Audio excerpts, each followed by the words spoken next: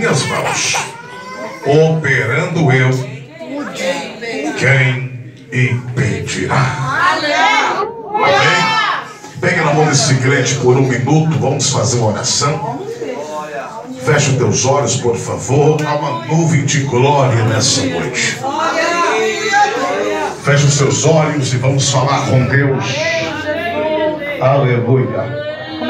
Senhor, meu Deus e grandioso Pai celestial, queremos exaltar o teu nome mais uma vez, por tudo que tens feito e pelo que vais fazer nesta noite. Eu não tenho dúvidas que esta noite foi preparada pelo Senhor para derramar a tua unção nesta noite. Então Deus, não guarda nada em cima, Jeová. Manda tudo aqui para baixo, porque o seu povo, Deus, precisa desta noite de ver a sua mão. Pai, toma a direção de tudo e repreenda todo projeto de Satanás. E venha, Deus, abençoar a igreja, teu povo, estendendo a tua mão de poder e glória. Pai, eu te peço a ti, Deus, que aonde houver um profeta, uma profetisa, um homem de Deus, um servo de Deus, que seja alcançado agora pela tua unção. É que eu te peço nesta noite em nome do Senhor Jesus. E quem pode dar glória, solta esse glória para Jesus. Toma teu assento, por favor. Aleluia. Pode soltar o fundo musical, deixa dentro. Sente-se, por favor, em nome de Jesus. Você está em pé, você que arrumou um lugarzinho para sentar, sente-se, por favor. Todavia, nesta noite nós temos uma mensagem de Deus aqui muito conhecida. E o que me chama a atenção é que Deus toma a boca deste profeta chamado Isaías. E segundo a história bíblica, ele tinha o sangue real. Ele era sobrinho de um monarca, um rei chamado Rei Uzias. O profeta Isaías foi chamado por Deus e segundo a Bíblia, ele recebeu uma chamada de Deus para verbalizar, profetizar sobre então a vinda do Messias. Por isso que quando você vê algum pregador ou alguém falar sobre Isaías, o profeta messiânico, você vai se lembrar deste detalhe, porque esse profeta mais enfatizou sobre o Messias, tanto no seu nascimento, aparição, sofrimento, exaltação. O capítulo de número 43, ele é uma narrativa de Deus trazendo para um povo chamado Israel. E isto aconteceu, na verdade, num período no seu ministério, que foi entre 40 a 60 anos, profetizando sobre um povo chamado Israel, que outrora havia se virado as costas para Deus. Esse povo então se envolveu na idolatria, e Deus havia dito que iria trazer esse povo pelo intermédio então da prisão babilônica. E essa prisão babilônica duraria na verdade 70 anos. Se você for observar, Deus então ele vem avisando, usando o profeta para dizer que este mesmo Deus, ele é o Deus que criou Jacó, mas ele formou Israel. Para você ter uma base, dentro da visão bíblica, Israel passou por 3 prisões. A primeira prisão, chamada do Egito. A segunda, a Síria. E terceira e última, Babilônia. Essa terceira, na verdade, seria para Deus sarar aquele povo e fazer o povo voltar para Deus. Segura essa criança para não cair. E quando você abre a sua Bíblia, você vai entender que Deus está dizendo, pelo intermédio que não existe um outro Deus. Só na parte que você abre, o título do texto diz que somente Deus resgata Israel. Deus resgatou Israel do Egito, no período que a qual estava 430 anos. Deus levanta Moisés para poder libertar esse povo, que segundo a Bíblia entrou 70 pessoas. Agora nós temos mais de 3 milhões de homens, mulheres, jovens, crianças, idosos que estavam sob o jugo de Faraó. Deus levanta Moisés numa autoridade para poder então libertar aquele povo, mesmo sabendo que Faraó resistiu e não queria abrir a porta de saída para que o povo subisse do Egito. Mas mesmo assim Jeová, ele enviou as 10 pragas para mostrar que ninguém pode se comparar ao Deus de Israel. Ou seja, no Egito havia 10 deuses pagãos, e todos os deuses do Egito foram envergonhados, porque Deus, ele não deixaria o seu povo envergonhado e nem confundido.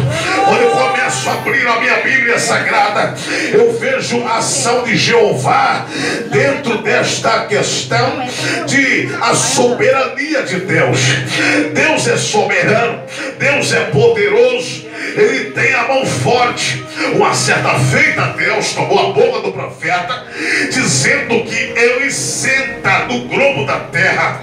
Já deu para imaginar o tamanho desse Deus. A Bíblia diz que Deus, quando ele quer pegar a água do mar, ele faz medição com a conta do paus. Ele sabe quantas areias tem no mar. Ele sabe, para você ter uma base, o profeta chamado Isaías falou que Deus, ele é na verdade o Todo-Poderoso. A palavra Todo-Poderoso, dentro original, significa El Shaddai. Não existe um outro El Shaddai, só existe um Todo-Poderoso. Para você ter uma base também, aleluia, Davi no Salmo 139 vai enaltecer a Deus como Deus onisciente, o Deus onipotente, o Deus onipresente. Ele diz que Deus sonda, Deus conhece, Deus ele vê, Deus enxerga, Deus contempla, Deus ele vai, Deus ele vem, Deus está lá, Deus está aqui, ele está em nosso meio, Deus está agindo em nosso meio.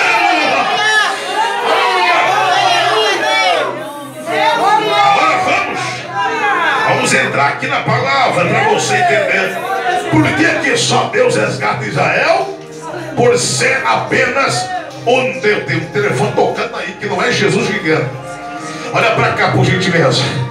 Quando você abre a Bíblia Sagrada, você vai ver que Deus toma a boca do profeta.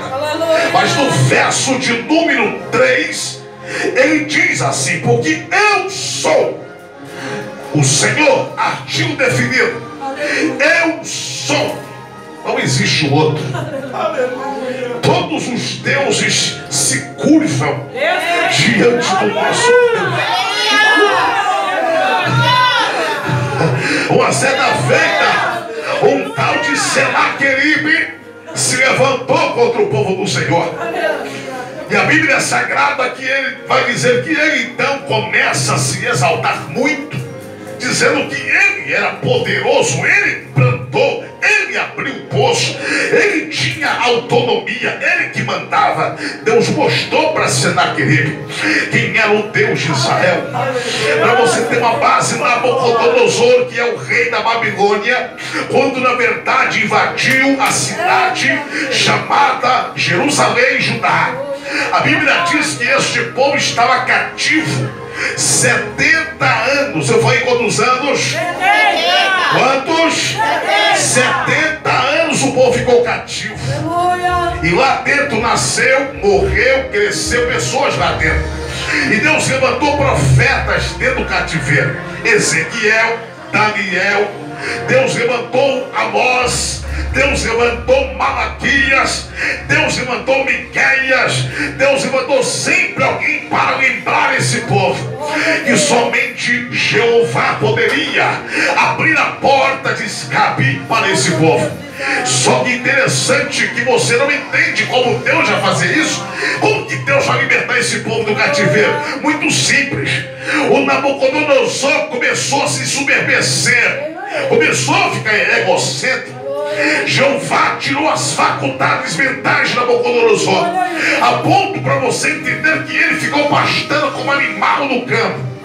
Veio então exatamente o seu filho Belsazar, e a Bíblia diz que ele, no capítulo 5 de Daniel, ele está sentado na mesa com diversos convidados.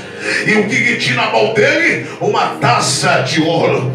E essa taça, ela foi roubada, tirada do templo do Senhor. E sabe o que a Bíblia diz?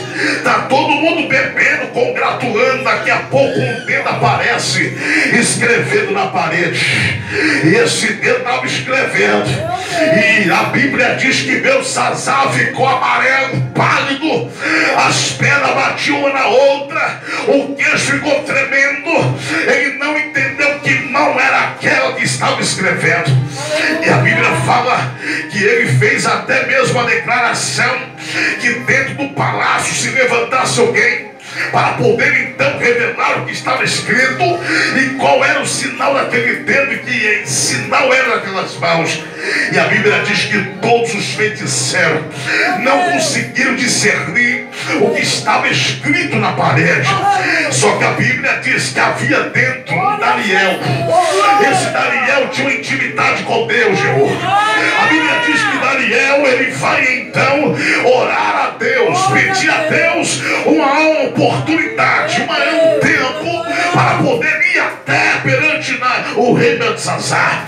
E quando chega perante Belsazar, a Bíblia diz que quando ele olha para a parede, pastor Helena, ele olha e está escrito assim: Mene, Mene, Tekel, Basim, pesado foste na balança e foste achado em falta, o teu reino será dividido. E a Bíblia diz que Deus dividiu o reino de Nabucodonosor, de Belsazar, para os medos e persas. Para você ver que quem estava dentro do palácio queria jogar Daniel também na cova. Só que o mesmo Deus que a qual Daniel servia é o mesmo que deu livramento a Daniel na cova. Deixa eu contar um segredo para você. Naquele dia, pela primeira vez, um profeta dormiu numa cama quente, e uma cama viva, com boca, com dente, com tudo.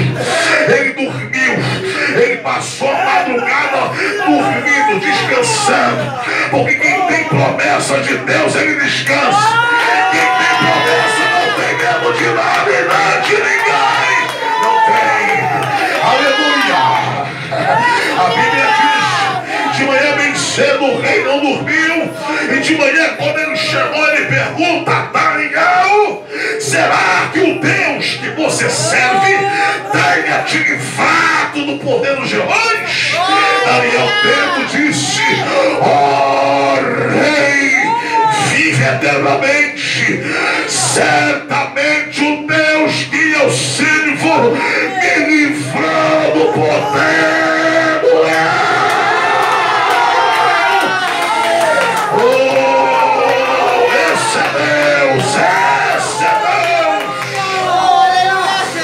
Quando Deus usa a boca de Isaías para falar da seguinte forma: eu sou, esse artigo definido você vai encontrar em Êxodo capítulo 3, quando Moisés estava atrás do monte chamado Sinai, estava rebanhando as ovelhas. Ele veio uma chama de fogo em cima do monte, a chama pegava e não se consumia.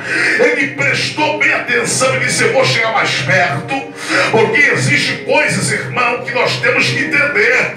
Será que Deus tem que mostrar para você uma visão visível para você entender o que Ele tem contigo na terra? Será que Deus tem que mostrar alguma coisa para chamar a tua atenção? Ele mostrou para Moisés uma chama de fogo. E a Bíblia diz que quando ele tenta subir, o Senhor brada lá do monte: não chega para cá, tira a sandália dos seus pés, porque até que você pise a terra santa. Aleluia. Quando ele chega perto, tira a sandália, ele se aproxima da sarça, e Deus diz: eu sou o Deus de Abraão, eu sou o Deus de Isaac e o Deus de Jacó. A Bíblia diz que Deus então vai apresentar para ele: eu sou o Deus dos patriarcas, o Deus do antepassado. Mas agora, para Deus revelar para Israel, Deus só tem uma palavra para revelar. Deus não fala o seu nome e nem de onde ele veio. Ele só diz: eu sou o que sou. Isso aqui é uma coisa muito séria. Eu sou o que sou. Quando Moisés fosse apresentar a Faraó, ele diz: o que eu vou dizer para Faraó? Sabe o que tu vai dizer? Eu sou o que sou, me enviou a voz. Então aqui já tem uma mensagem para a tua vida. Se você foi chamado por Deus, não tenha medo de ninguém, porque aquele que te chamou é o eu sou. Ele é poderoso para poder te livrar. Ele é poderoso para te dar vitória nesta noite. E a Bíblia Sagrada começa a dizer com muita propriedade, no verso 2: quando passar pelas águas, Israel passou pelo Mar Vermelho, e Deus fez o quê? O povo passar com o pé seco. A Bíblia diz que partiu Moisés, subiu, Deus recolheu Moisés, ficou Josué, e tinha um rio passar. Esse rio se chama Rio Jordão. O Jordão, na verdade, Deus disse para Josué: assim como eu fui com Moisés, serei também contigo por onde quer que tu andares. Pega tu, levanta e atravessa o Jordão com esse povo. E ele atravessou o Jordão do mesmo jeito que Deus abriu o Mar Vermelho. Agora, pastor, por que a Bíblia fala de fogo? Fogo na Bíblia representa a prova, representa a luta, representa obstáculos, representa grandes desafios. Nós temos 3 homens de Deus na Bíblia que passaram pelo fogo: Ananias, Misael e Azarias, tão conhecido como Sadraque, Mesaque e Abednego. Eles estão agora diante de um rei, dizendo: este rei que fez uma estátua, que tinha que todo mundo se curvar diante da estátua. A Bíblia diz que tinha aquele tempo fofoqueiro linguarudo que estava lá olhando: olha, rei, tem 3 aí que não se dobra, tem 3 aí que não se ajoelha diante da tua estátua. Qual o nome deles? Ananias, Misael e Azarias. Sadraque, Mesaque e Abednego não quis se curvar. Vai ser lançado na fornalha de fogo ardente. Eita, isso que eu gosto de ver no crente. Ele fala assim: mesmo que nos lance na cova, pastor Gilmar, mesmo que Deus não nos livre da fornalha, nós não nos seguiremos a ti, nós permaneceremos fiéis. Oh, aleluia, Deus. Ainda antes que houvesse dia. Aqui tem uma explicação que, se você não entender, isso aqui está difícil. Em primeiro lugar, aqui é uma visão que isso aqui parece uma loucura, mas não é. Em nenhum momento Deus fala que ele existe. Já percebeu? Percebeu aí ou não? Deus não diz: eu existo. Em nenhum momento você pode abrir sua Bíblia e despolhar ela todinha aí. Você não vai ver Deus dizendo que eu existo. Só existe coisas materiais. A bateria existe porque alguém fez ela. A cadeira existe porque alguém fez ela. O sapato bonito dos varões aqui, alguém fez o sapato que existe. Esse copo existe porque alguém fez ele. Esse som existe porque alguém fez ele. Agora vai você querer mexer nessa mesa, não vai entender nada, porque só quem fez entende. Isso existe. Agora Deus não existe, Deus ele é. Baal existe, existe na visão deles. Azer existe, existe, é visão deles. Baal Zefon existe, existe, é visão deles. Agora Jeová não, ele diz: eu não existo, eu sou. Eu sou. Eu sou. Eu sou. Ainda antes que houvesse dia. Aqui está dizendo sobre tempo. Aqui fala sobre estação. Tempo. Antes de tudo existir, sol nascer, luz nascer, tudo nascer, Deus diz: eu sou. Aleluia! Tudo passou a existir por causa dele. Se você está aqui, é por causa dele. Se você está vivo, é por causa dele. Se você venceu a enfermidade, é por causa dele. Antes que houvesse dia, antes que houvesse luz, Gênesis 1:1. E no princípio criou o Senhor Deus o céu e a terra. Agora a presença visível de Deus pela pessoa de Jesus, quando chega em João 1, verso de número 1, diz que no princípio era o verbo é palavra, o princípio era o verbo estava com Deus, o verbo era Deus. Deus é um ser incriável, Deus é um ser que a qual ele não foi criado por ninguém. É por isso que existem alguns que tentam ainda provar que Deus não existe. Uma teoria que a qual uma vez fizeram com alguém muito inteligente, um doutor. Ele diz assim para um certo homem. Um barbeiro começou a dizer para o homem: Deus não existe. Como que é Deus? Não existe. Tem tanta gente sofrendo, gente doente, gente nas ruas, gente passando fome, necessidade. Deus não existe. Aí o homem que ouviu essas palavras, ele saiu para o lado de fora. E a primeira coisa que ele viu foi um mendigo cabeludo, barbudo, fedorento. Ele foi e voltou para o salão e disse: o barbeiro não existe. Ele disse: como que não existe? Eu estou aqui. Ele disse: mas o homem está cabeludo, barbudo, mas como assim? Se ele está barbudo, porque ele não me veio procurar. Ele disse: pois é, Deus é a mesma coisa. Quer resolver seus problemas? Procure a Deus que ele pode resolver. Deixa com Deus que ele resolve.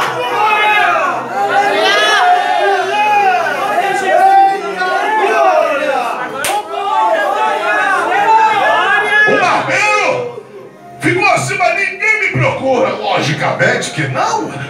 Mas Deus, ninguém conhece Deus se você não procurar.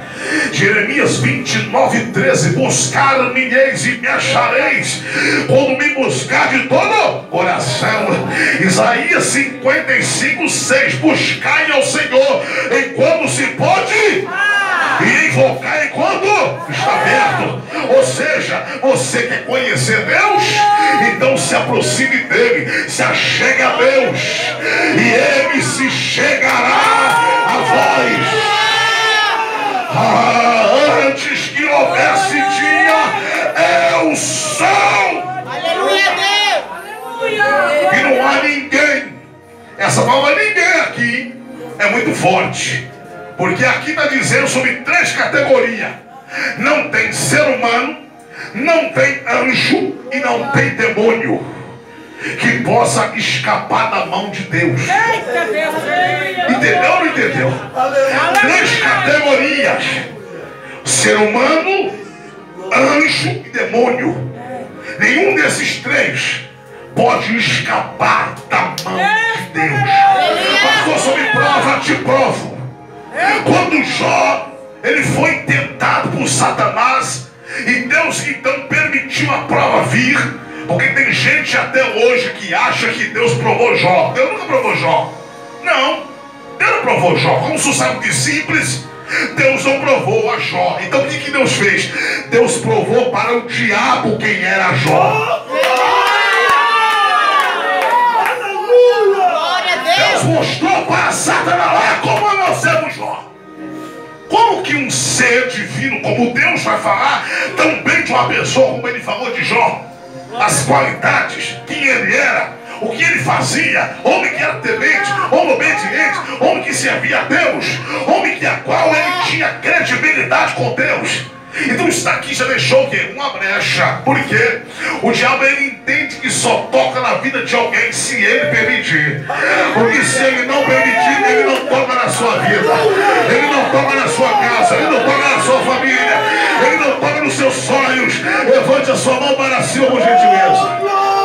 Coloca a mão sobre o ombro do irmão do seu lado aí, da sua irmã. Coloca a mão sobre o ombro dessa pessoa e diga: o diabo só toca se Deus permitir. Se Deus não permitir, ele não toca nem no fio do teu cabelo, ele não toca nem na sua casa, não toca.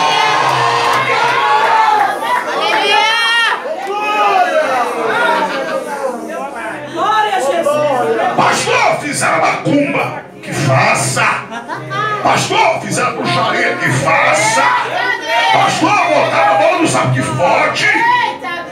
Só vai fazer efeito se Deus permitir. A Bíblia diz que Deus falou para Abraão: Abraão, os que te abençoar serão abençoados, e os que te amaldiçoar serão amaldiçoados. Ou seja, sobre Abraão havia uma promessa.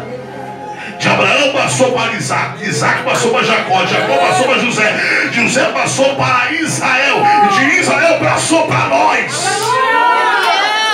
Nós somos uma geração que talvez não nascemos em Israel, mas temos a promessa de Abraão sobre nossas vidas. Por isso que eu digo a você que está aqui, você tem que crer no Deus que você serve. Parar de diminuir o Deus que você serve. Tem crente que tem medo de tudo. Tem crente que tem medo de Satanás, tem medo dos demônios. Irmão, o diabo, ele é uma criatura. Ele não é um criador.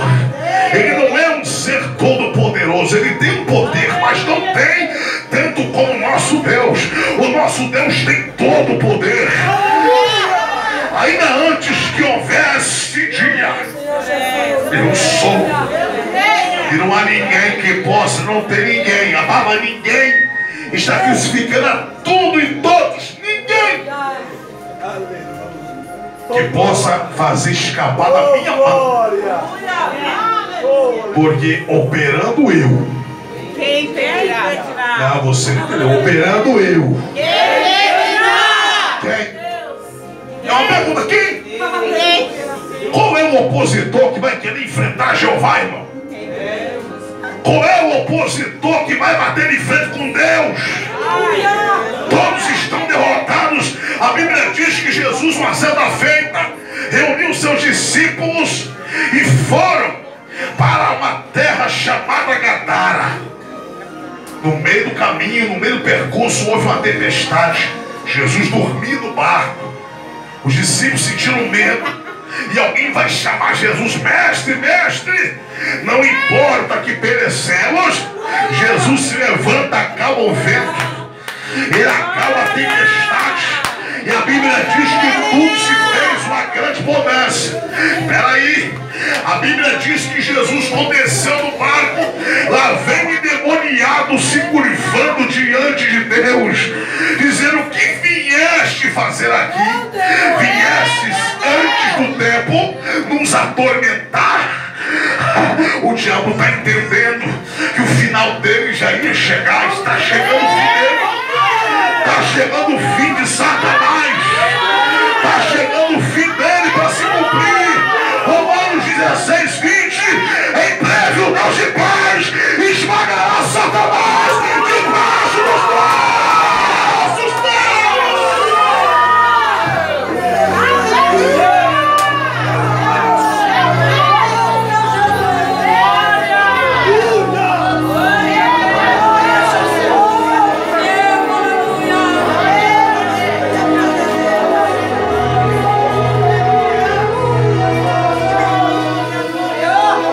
O diabo já sabe que o tempo dele está chegando.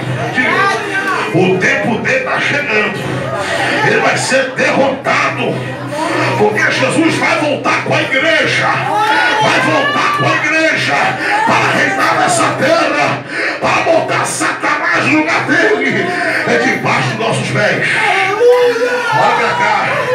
Jesus disse em Lucas 10:19: eis que vos dou poder e autoridade para pisar serpentes, escorpião, toda a força do inimigo, e nada os fará nenhum. Ou seja, eu estou dizendo para você que quem tem Deus na vida, ele é mais do que vencedor. Ele não é um derrotado, não é.